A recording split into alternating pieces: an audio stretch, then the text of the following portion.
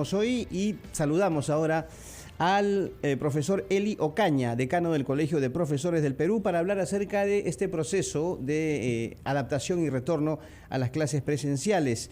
En algunas regiones estas clases van a iniciarse del 14 y 21 de marzo. ¿Cómo está, profesor Ocaña? Bienvenido. Muchas gracias, Carlos. Muchas gracias, Mabel, por esta invitación. Efectivamente, el día de ayer y el 1 de marzo, los docentes del país se incorporaron a sus centros laborales y con una alegría y algarabía que genera optimismo y también esperanza en el año académico 2022. Bueno, y sobre Espero todo que los padres y familias ponen igual también. Sí, de seguro. Hemos escuchado y visto testimonios de padres y, por supuesto, de los alumnos que están contentos ya de retornar a las aulas. Pero en el nivel de la preparación, la adaptación que ha habido, profesor, sobre todo en las regiones, para empezar los días 14 y 21, ¿cómo está esta preparación? ¿Están los colegios listos para recibir ya a los alumnos? Hablo en regiones, ojo. Sí, efectivamente hemos hecho un mapeo nacional a través de los decanos regionales y la mayoría de las regiones van a iniciar sus labores entre el 14 y el 21. Obviamente los que van a retardar el inicio entre el 21 hasta el 28 son algunas instituciones educativas que a la fecha tienen algunas dificultades de infraestructura, de terminado de trabajos en lavaderos y otras que por muchas razones lamentablemente no tienen el aula adaptada, estarán iniciando posiblemente en abril o mayo y por tanto antes de eso van a estar trabajando de manera virtual.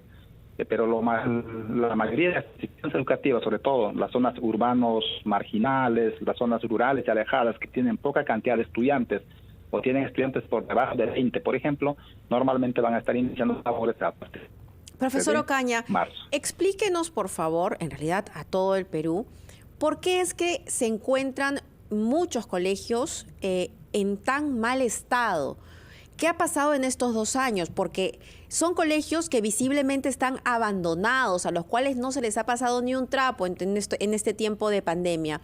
¿No había acaso una obligación de hacerle mantenimiento? ¿Acaso se dejó de hacer las transferencias a los directores o a la UGEL para que se encarguen de ello? ¿Por qué se ha permitido que esta infraestructura en muchos casos ahora prácticamente esté inservible?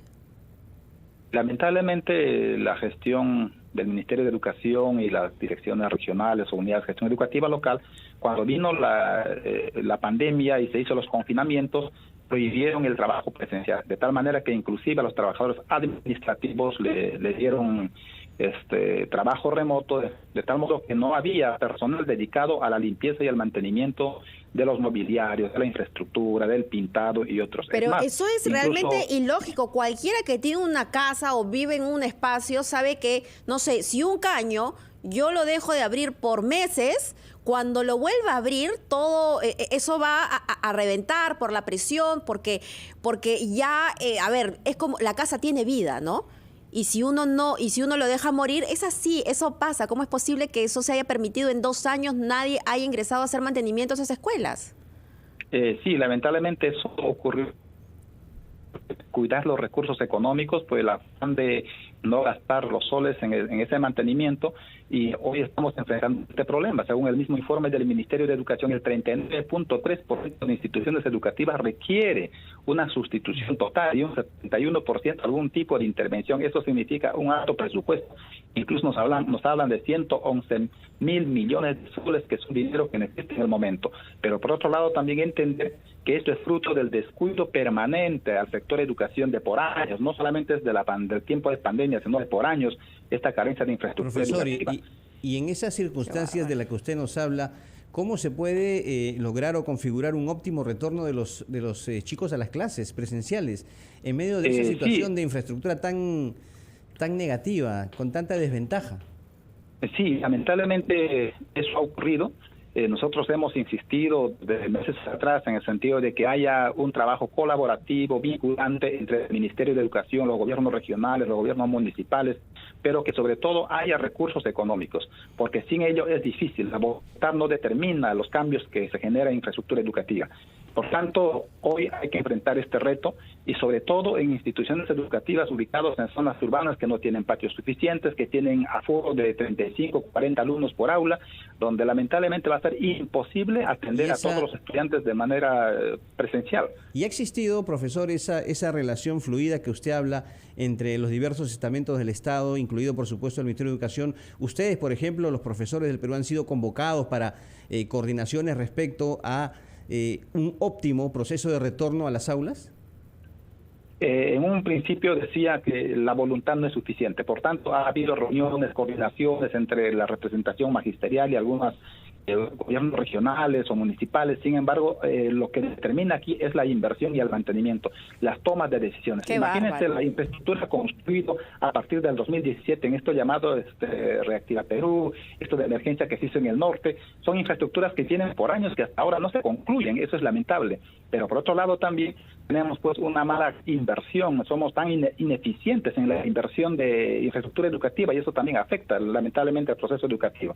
Qué caro estamos pagando, qué caro estamos pagando, profesor, esas malas decisiones, ¿no? El hecho de dejar de hacerle mantenimiento a las estructuras de los colegios no solamente está costando mucho dinero, porque eso va a tener que repararse sin duda, pero también está costando el tiempo y la educación de nuestros niños. Y eso es lo preocupante.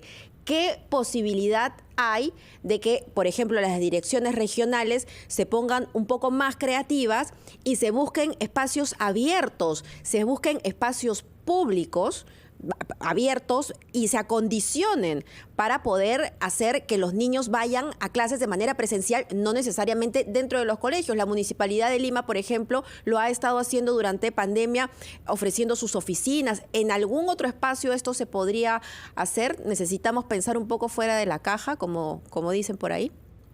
Sí, en estos momentos necesitamos ser alternativos, ser proactivos, buscar los espacios necesarios y las coordinaciones con muchas instituciones más. Sin embargo, también habilitar aulas significa mobiliario, significa herramientas tecnológicas. Imagínense, el 43% de instituciones educativas tienen internet, pero son de banda angosta, de tal manera que no soportan ningún trabajo virtual ni tampoco un trabajo sincrónico, menos el llamado educación híbrida. Y por otro lado, también en muchas regiones sí hay voluntad de mejorar la atención. Esto, por ejemplo, una importante directiva de la Dirección Regional de Educación de Ancash para poder generar una serie de alternativas de trabajo a nivel de las instituciones educativas, pero nada será posible sin una buena inversión. Y esa buena inversión tiene que ver con incrementar el presupuesto y también la autorización rápida para el manejo de estos fondos. Lamentablemente, lo que nos manifiestan algunos directores es que hasta la fecha, por ejemplo, no están llegando las mascarillas KN95. Doctor. Entonces, ¿con eso qué significa? Sí. No hay material de bioseguridad, si los hay es en escasa cantidad.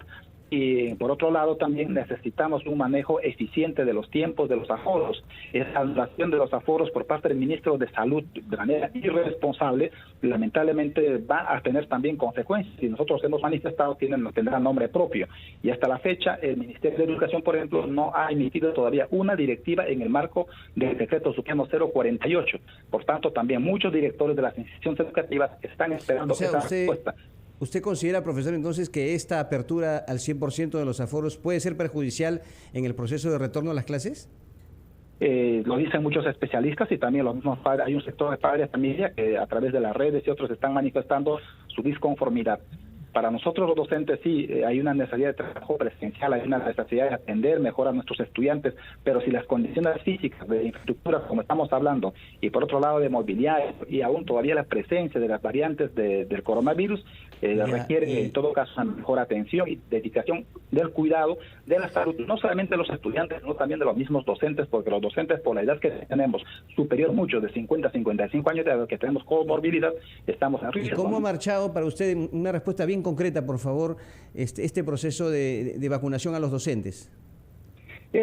Hay un porcentaje importante que falta ser vacunado. Estamos hablando en algunas regiones que se ha llegado a 88%, 90%. En general, estamos superando el 94%. Sin embargo, hay un promedio de 20.000 docentes que faltarían vacunar.